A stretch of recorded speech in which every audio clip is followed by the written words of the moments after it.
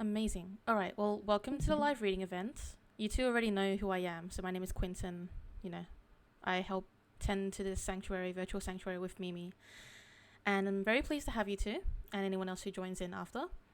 So, as I said, you can follow along with your own PDF, that's fine, or you can join the screen share, which I think you both have. I heard the little chime.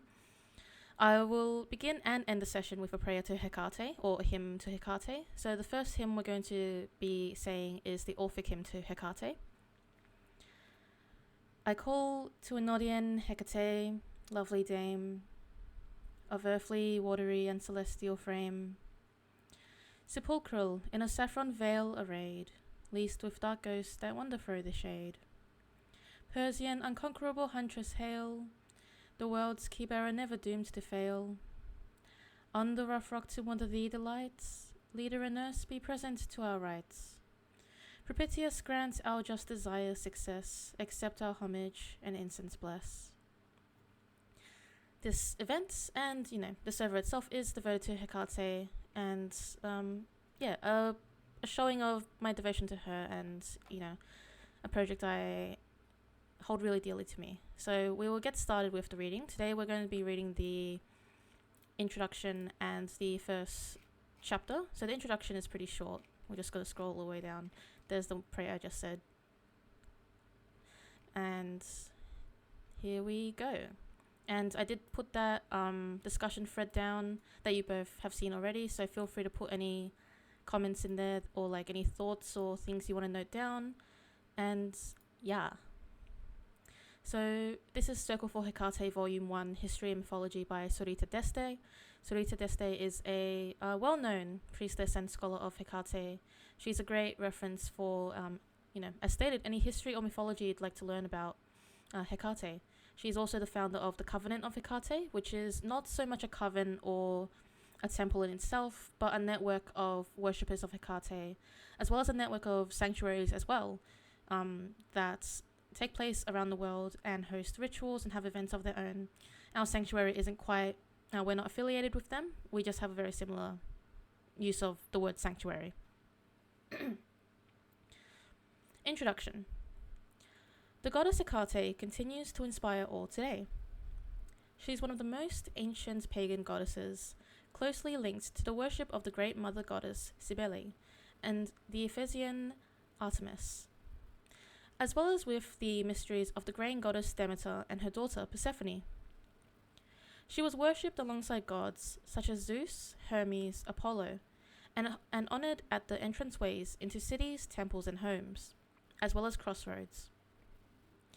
In Hesiod's Theogony, the earliest and most complete surviving literary account of the Greek gods, Hekate is given the unique position of being honored by Zeus and the other immortal gods. Hekate, whom Zeus, the son of Cronus, honored above all, he gave her splendid gifts, to have a share of the earth and the unfruitful sea. She received honor also in starry heaven, and is honored exceedingly by the deathless gods.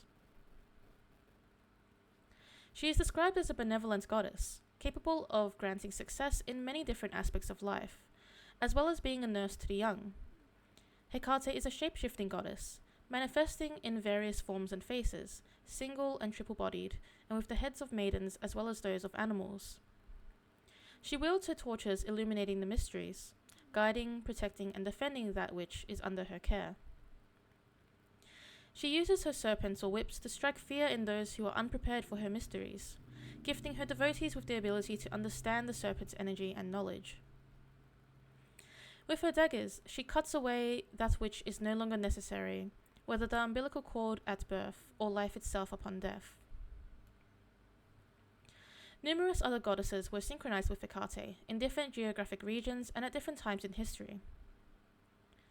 Her worship may have originated in the ancient Minoan or Mycenaean cultures, and well attested throughout the Greek and Roman periods, spreading to the very corners of those empires with those who travelled there. Evidence for her ancient worship has been found not only in Greece, but also as far apart as Sicily and southern Italy, Egypt, Libya, Turkey, Bulgaria, and Syria. This book represents only a small part of the historical knowledge we have available about the goddess Hekate. It can be read as a standalone volume by those interested in the history and myths associated with this goddess, and is intended as background reading, providing contextual foundations for the practices, including the devotional rites, meditations, contemplations, and charms, in the subsequent volumes of this series. Circle for Hekate Volume 1 is the first in a series of books on Hekate. In this volume I bring together an overview of Hecate's place in Greek mythology, together with highlighting the most important goddesses she was synchronized with, the most interesting places her worship was attested at, the different physical manifestations she presents herself in, and the symbols she is most often recognized by, as well as the way in which she was worshipped historically. I wanted to avoid repeating too much of what has previously been published in the book Hekate Liminal Rites, which I co-authored with David Rakin. Some repetition was unavoidable, but I hope that readers of my previous work will understand the necessity. I also decided to only touch upon Hecate's role in the Chaldean oracles, as this has been the subject of two highly recommended works which between them treat the subject in prodigious detail. Hekate Sorita by Sarah Ellis Johnston, and The Goddess Hekate by Stephen Ronan. Subsequent volumes in Circle for Hekate introduce experiential learning through devotion, ritual, meditation, contemplation, and other related modern practices. Most, but not all, of the practices presented in this series take their inspiration from historical sources. By learning from history, and aiming to repeat the triumphs and avoiding the failings of those who went before, I believe that we are able to progress.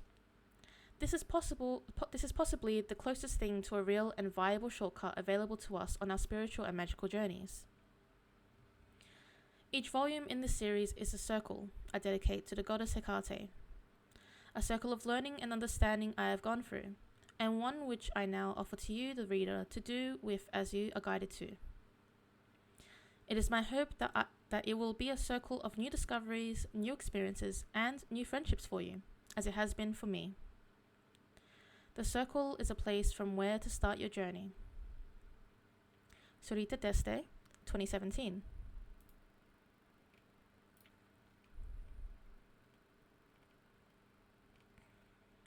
So chapter 1 in this book is based on Theogony, divine ancestors. The epigraph at the start reads as follows. Again, Phoebe came to the desired embrace of Coeus. Then the goddess, through the love of the god, conceived and brought forth dark-gowned Leto. Also she bare Asteria, of happy name, whom Perseus once led to his great house to be called his dear wife.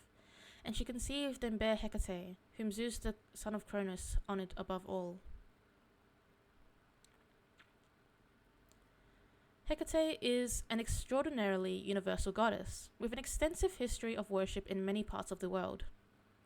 The oldest known historical record of Hekate in literature can be found in Hesiod's Theogony, dated to the 8th or 7th century BCE. The Theogony is one of the earliest surviving texts of the Greek language and the oldest known cosmology of the Hellenic pantheon. Using the Theogony as a starting point, this chapter examines Hecate's divine ancestors and their respective roles. Hesiod was writing after the end of the Greek Dark Ages, a time when the Mycenaean world was being forgotten, and a new world was being forged. Researchers are still piecing together information about the history of the preceding centuries, when civilization in the region went into a sudden and steep decline. What we know is that within just a few decades, an immense amount of knowledge, including the use of writing, was lost. The cause of the decline, which led to the Greek Dark Ages, was likely due to a combination of war and earthquake-related natural disasters in the region. Hecate's exact historical origin remains obscured by the corridors of time, just like that of many, if not most, of the other deities she interacts with. It is unlikely that we will ever have a clear and definite exploration for the origin of the gods that will satisfy all scholars and contemporary devotees. However, by examining the family tree placement given to her by Hesiod, we can create an interesting, albeit incomplete, mosaic with the available information, through which we can garner glimpses not only of her possible origins, but also of the way in which she was understood by her ancient devotees. Using the Theogony as a starting point, it is viable to explore the place she was given among the other deathless gods, as well as the possible origins for some of the qualities and roles attributed to her. Hesiod was a Greek poet and probably a contemporary of Homer. Both were believed to have lived around 750 to 650 BCE or thereabouts. The work produced by Hesiod and Homer had a lasting influence on subsequent Greek religious writings, and as such their work is considered by some scholars to be key foundational texts. Hesiod's Theogony and Homer's Iliad and Odyssey continue to be studied and inspire new generations of creative thinkers today. The work of both authors is also frequently debated, and there are different opinions regarding the origins and exact authorship of the works attributed to them. However, these texts were and are relevant. They informed subsequent views and provide us with a snapshot of the time and place they were written in. Today, both authors' works continue to be essential reading for students seeking a basic knowledge of Greek religion and history. Hesiod's description of Hekate makes it clear that he held this goddess in very high regard. Some scholars argue that the exalted position he attributes to Hekate indicates a bias and suggests that Hesiod may have been a devotee of Hekate, someone who was trying to elevate her cult. It is equally possible that Hesiod was simply writing from the perspective of the time and place he lived in, and that his writings merely reflect the manner in which the goddess Hekate was perceived at that time. Some of the evidence I present in this volume supports Hesiod's view of Hekate, suggesting that he was writing from an established perspective. Hekate was held in high regard in many places across a broad geographic region for many centuries. Moreover, the evidence indicates that she was frequently worshipped alongside the god Zeus, sometimes seemingly as his equal or companion. While Hekate was not generally worshipped as one of the 12 gods, she was a well-known major goddess throughout the Hellenic world. I'm just going to have a sip of water before I continue.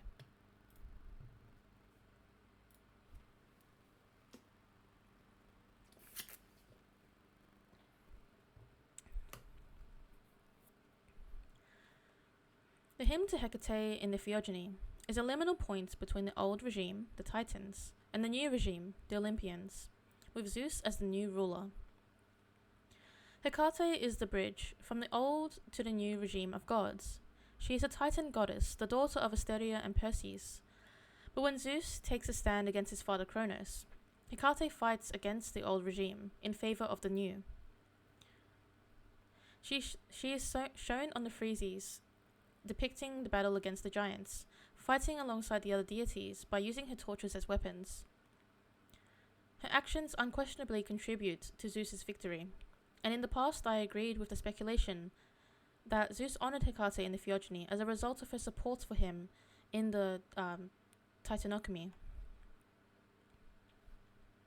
However, Hekate was not alone in supporting Zeus in this war, and there is no special mention or honors given to others who helped, which casts doubt on the idea of her involvement in the Titanochemy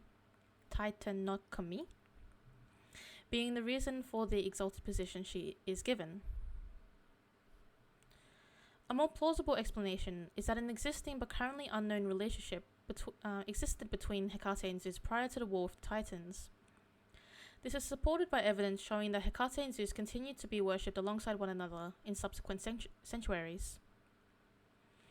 Alternatively, it is possible to postulate that Hecate's cult was dominant or influential at the time, and that an alliance between those who supported Hekate and the new regime was necessary in order to forge a successful future.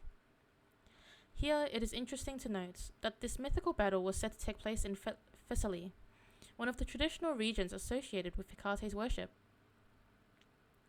Hesiod's cosmology is older than those given by subsequent writers, who sometimes present Hekate with alternative parentage. We sometimes find, for example, that Zeus is given as her father, rather than Perseus, with Asteria. or that Hekate was the daughter of Nyx, or that she was the daughter of Aristasios, or Aristios, or that she was the daughter of Demeter, equating her with the goddess Persephone, queen of the underworld. Ultimately, all cosmologies are best viewed as stories through which we can understand the qualities, authority, and other attributes of a deity. Mythology sometimes arises naturally, but occasionally is also purposefully created to explain a situation or to encourage specific responses in contemporary society. Stories are still being created today, and they still have the power to evoke changes in the psyches of those listening. By examining Hecate's position in cosmology more carefully, we can investigate her family tree and gain insights into the qualities she may have inherited from her Titan ancestors. And by looking at it from a different perspective, interesting and new connections may reveal themselves, allowing new insights and understandings to emerge.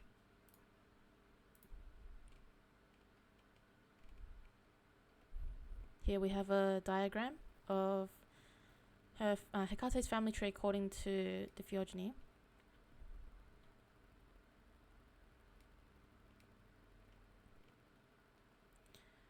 Mother, Asteria. Also she bare Asteria of happy name, who Perseus once led to his great house to be called his dear wife, and she conceived and bare Hekate. The goddess Asteria is associated with divination by dreams, the starry sky, falling stars, and divination by stars. Hesiod names her as the mother of Hekate, and this is repeated by later writers, including Pseudo-Apollodorus and Cicero. Asteria is the sister of Leto, an aunt of Apollo and Artemis. Asteria may have her origins as an oracular goddess who was known as Brizo, slumber, worshipped on the ancient island of Delos and associated with dream oracles. Though very little is known about the practices on the island at that time, it is possible that the women visiting it might have done so seeking safety or news for their husbands and sons who were out at sea. The women of Delos offered sacrifices to her in vessels of the shape of boats, and the sacrifices consisted of various things, but fishes were never offered to her. Prayers were addressed to her that she might grant everything that was good, but especially that she might protect ships. Brizo was worshipped as an oceanic goddess who would protect ships and sailors, and presumably what the ships carried. As such, the offerings may have included petitions for the safety of husbands, sons, and others working at sea. It is plausible that Hecate's own later association with protection at sea may have been influenced by the activities on this island. Pliny the Elder, in his Natural History, described the island of Delos as also having been named variously. Cynthia. Cynthia is the name of a moon goddess, sometimes conflated with Artemis, Hecate, and Selene. Oritigia, quail. Asteria, star. Lagia, hare. Chalmedia, cloak. Synethus, dog. Pyripile, fiery. And according to Pliny, this name may have been given to the island because fire was first discovered there.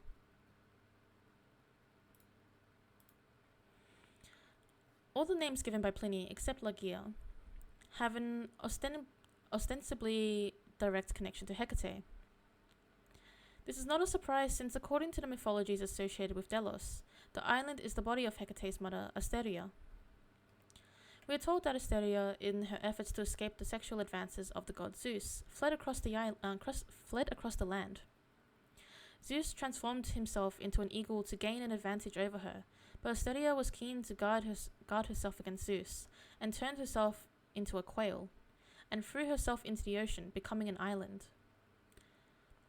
This excerpt from Callimachus provides more detail. But no constraint afflicted thee, but free upon the open sea thou didst float. And thy name of old was Asteria, since like a star thou didst leap from heaven into the deep moat, fleeing wedlock with Zeus. Until then golden Leto consorted not with thee, then thou wert still Asteria, and wert not yet called Delos. Oftentimes did sailors coming from the town of fair-haired Troezen unto Ephyra, within the Saronic Gulf, discreet thee, and on their way back from Ephyra saw thee no more there, but thou hadst run to the swift straits of the narrow Euripus, with its sounding stream. And the same day, turning thy back on the waters of the sea of Chalcis, thou didst swim to the Sunian headland of the Athenians, or to Chios, or to the wave-washed breadths of the Maiden's Isle, not yet called Samos, where the nymphs of Mycalesos, neighbours of Ancaeus, entertained thee. Having failed to woo Asteria, Zeus later turned his advances towards her sister Leto, impregnating her with the twins Apollo and Artemis. Hera, Zeus's wife, was enraged and particularly resentful of Leto. As a result, Hera decreed that the pregnant goddess should not be allowed to give birth anywhere on land. Leto was ubiquitously turned away wherever she sought refuge. In one version of the story, Hera even commands the Python of Delphi to chase the pregnant Leto across the land, preventing her from having a place to rest and give birth. The wandering Leto is ultimately guided to the drifting island of Asteria by her unborn son, illustrating his future role as the god of prophecy, and is welcomed there.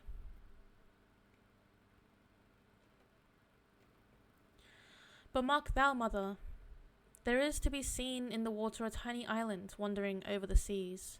Her feet abide not in one place, but on the tide she swims even as stalks of asphodel. Where the south wind or the east wind blows, whithersoever the sea carried her, thither do thou carry me. For she shall welcome thy coming. And when he had spoken thus much, the other islands in the sea ran away. But thou, Asteria, lover of song, didst come down from Euboea to visit the round Celades. Not long ago, but still behind thee trailed the seaweed of Gerestus, seeing the unhappy lady in the grievous pangs of birth. Hera, do to me what thou wilt, for I heed not their threats. Cross over, Leto, unto me.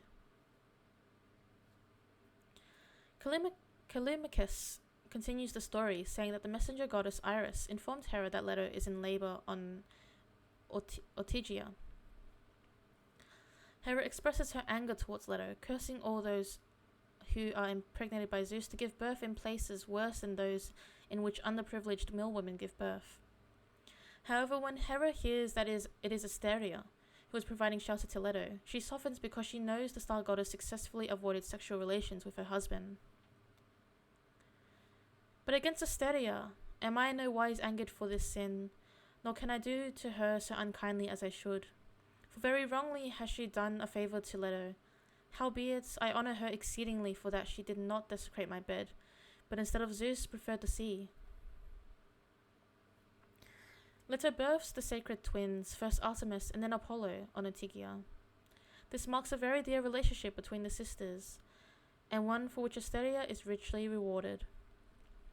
Asteria receives as adamantine pillars, anchoring her to the seabed, and the island becomes Delos, a site of major religious pilgrimage for many centuries to follow.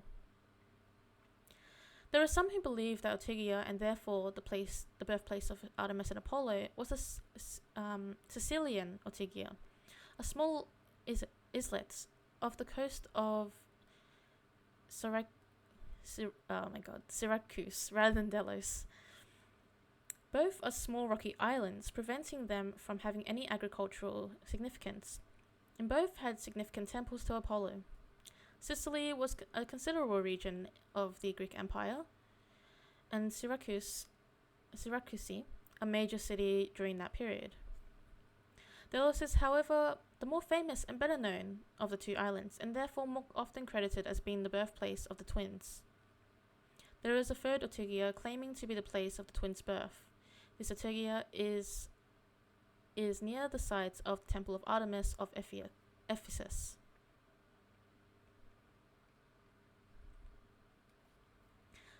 In addition to having possible origins as a goddess associated with the island of Delos, Asteria is sometimes given Phoenician beginnings.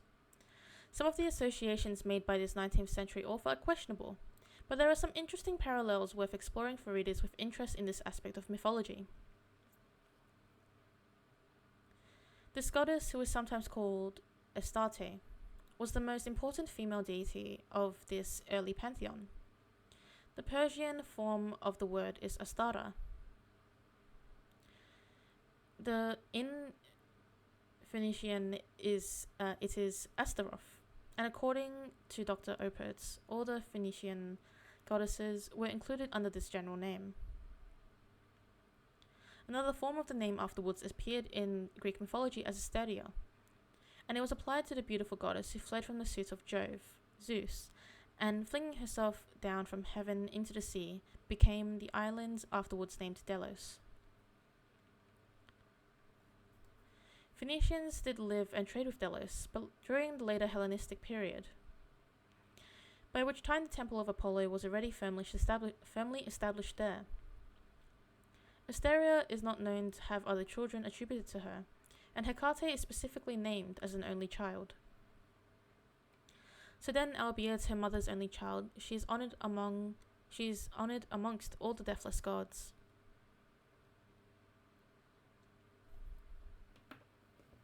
Taking a sip of water again.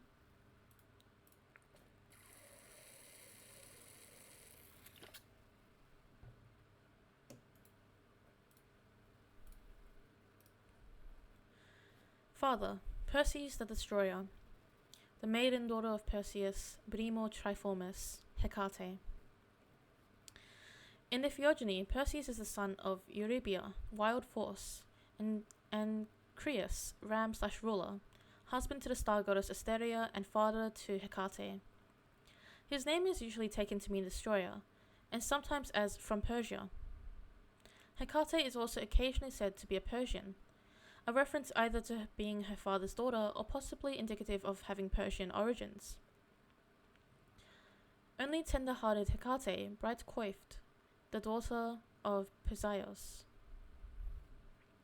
Perseus is sometimes confused with the similar Perseus, one of the 3,000 Oceanids nymph daughters of Oceanos. Both are said to be Persian, sharing the meaning of destroyer. Perseus, the Oceanid nymph, is also given as the wife of the sun god Helios, and with him the mother of Aeetes, and Perseus, the magician kings. Aeetes, who ruled Colchis, is also named as the father of Medea. The Colchians, who were ruled by Aeetes, the son of Helios and Perseus, and brother of Circe and Minos' wife, Pasiphae. Hesiod in this Theogony also mentions this 800 or so years before Pseudo-Apollodorus. And Perseus, the daughter of Oceanos, bare to unwaringly Helios, Circe, and Aeetes the king. Paternal cousins. Following Hesiod's Theogony, Hekate has several cousins on her father's side of the family who are rarely discussed. Because it is clear from the evidence that Hecate's connection with her maternal cousins Artemis and Apollo is so imperative, I thought it would be interesting to also highlight her paternal cousins here. Perseus' brother Astraeus is associated with the stars and planets, and like Perseus' wife Asteria is a stellar deity. With Eos, the goddess of the dawn, he fathered the Anemoi. These are the four winds: Boreas, Zephyrus, Notus, Eurus, and also Eosphorus, morning and evening star, associated with the planet Venus. This is interesting because Pausanias recorded that Hekate was worshipped with offerings in 4 pits by the altar to the 4 winds in Sicily. Perseus' other brother Pallas was married to Styx, goddess of the underworld river and personification of hatred. Together they bore Nike, victory, Kratos, strength, Zelos, rivalry, and Bia, force. Pallas was vanquished by Athena, who also held the title Pallas as an epithet. This makes Boreas, Zephyrus, Notus, Euros, Eos, Phorus, Nike, Kratos, and Zelos paternal cousins of Hekate, according to Hesiod's cosmology.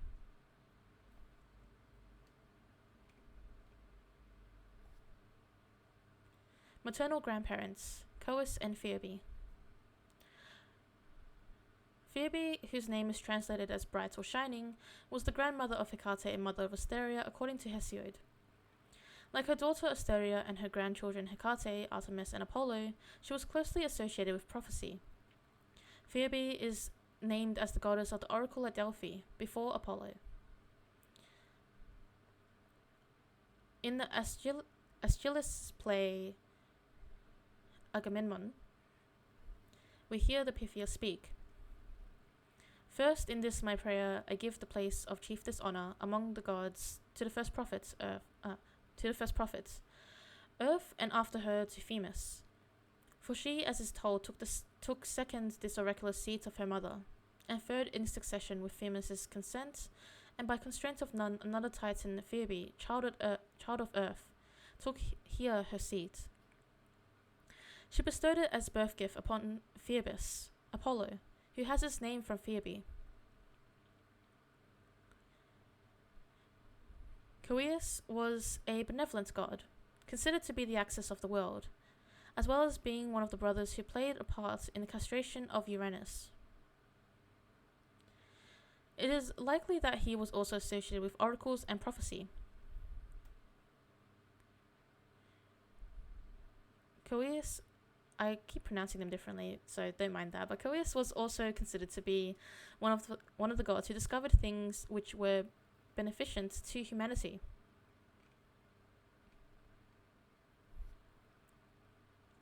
Paternal grandparents, Creus and Eurybia. Creus is one of the brothers of Coeus, and likewise participated in the castration of Uranus, taking the part of the southern pillar. He is linked to the ram and constellation of Aries. His sons include Perseus and his stellar brother Astraios. The goddess of the sea, Eurybia, bright goddess who was joined in love to Creus, and bare grades Astraios and Pallas and Perseus, who also was eminent among all men in wisdom. Eurybia, daughter of the sea god Pontus and Gaia, was said to have mastery over the sea, as well as over other natural forces such as the winds and constellations. Great-grandparents, Earth, Heaven, and Sea. Going back another generation, Gaia, Earth, is Hecate's great-grandmother on both sides of her family lineage. With Uranus, Heaven, Gaia birthed Phoebe, and with Pontus, Sea, she birthed Coeus. Her great-grandparents, therefore, are the three domains associated with her in the Theogony: Gaia, Earth, Uranus, Heaven, and Pontus, Sea. This gives a different understanding of the way in which Hesiod attributes a share of each of the three domains of Earth, Heaven, and Sea to Hekate. Hekate, whom Zeus, the son of Cronus, honoured above all, he gave her splendid gifts to have a share of the Earth and the unfruitful Sea. She received honour also in starry heaven, and is honoured exceedingly by the deathless gods. For as many as were born of Gaia, Earth, and Uranus, Heaven, amongst all these she has her due portion. The son of Cronus, Zeus, did her no wrong, nor took anything away of all that was her portion among the former Titan gods. But she holds, as the division was at first from the beginning, privilege both in earth, and in heaven, and in sea. Also, because she is an only child, the goddess receives not less honour, but much more still from Zeus, for Zeus honours her.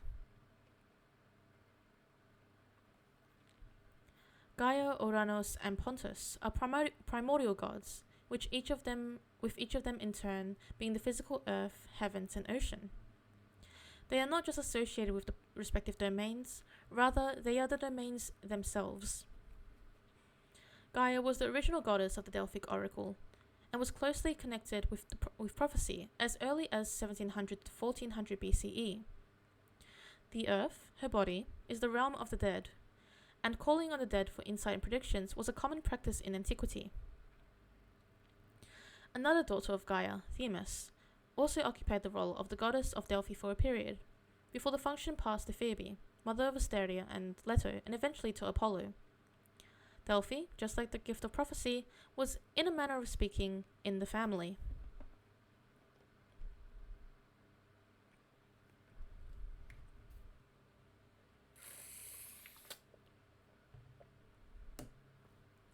Virgin, wife, mother, or lover.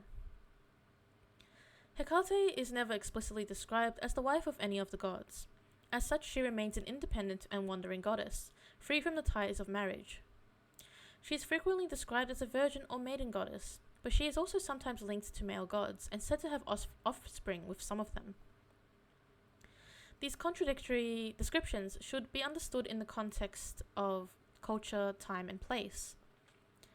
Hekate was a goddess of many forms, and her cult subsumed that of other deities along the way, incorporating aspects of their histories and worship in the process. For example, Persephone was the virgin Kore before she was abducted by Hades, becoming his wife as well as the queen of the underworld. Yet Persephone, for some, remains a symbol of virginity and youth, whose yearly return to the world of the living is closely linked with the agricultural growth cycle. Hekate continued to be described as a virginal goddess throughout the history of her worship. In the 3rd century CE, Lycaphron Hekate is described as the maiden daughter of Perseus, Brinimor Triformis. In the PGM, or the Greek magical papyri, dated to between 200 BCE and 500 CE, we find references to virginity in several invocations involving Hekate. For example, in the charm of Hekate Ereshkigal against fear of punishment, we read, "I saw the other things down below, virgin, bitch, and all the rest." And in the Chaldean oracles of the 2nd century CE, "I come a virgin of varied forms."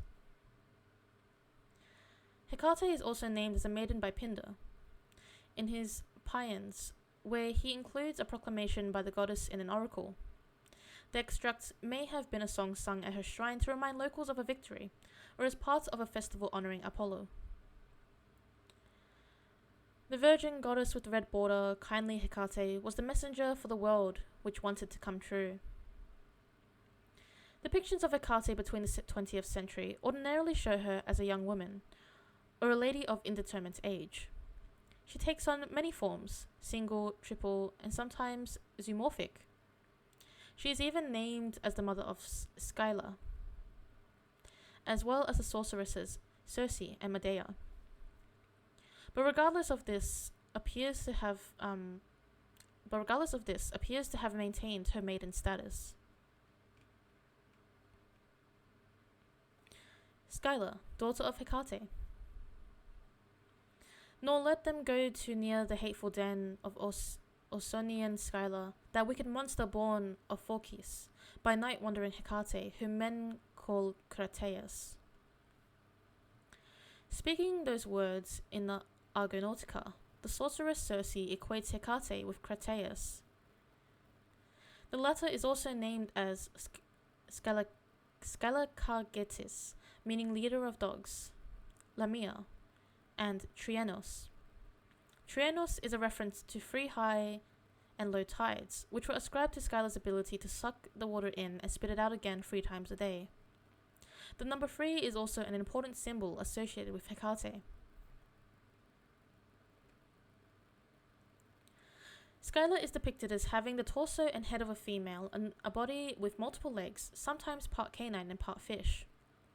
She is closely associated with both the islands of Sicily and with the Straits of Messina, a narrow and treacherous strip of ocean between Sicily and mainland Italy, where she is said to live.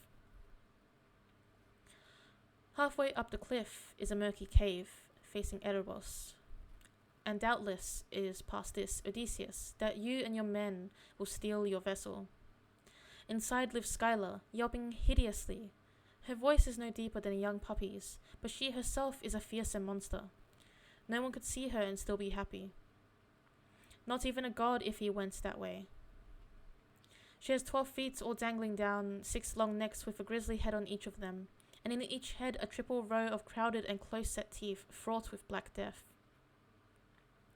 Circe's advice to Odysseus is that he should invoke Crateus for her help against the perils of Scylla. Will you not bow to the deathless gods themselves? Scylla is not of mortal kind. She is a deathless monster, grim and baleful, savage and not to be wrestled with. Against her there is no defense, and the best path is the path of flight. If you pause the arm beside that rock, I fear that she may dart out again, seize again with as many heads, and snatch as many men as before. No,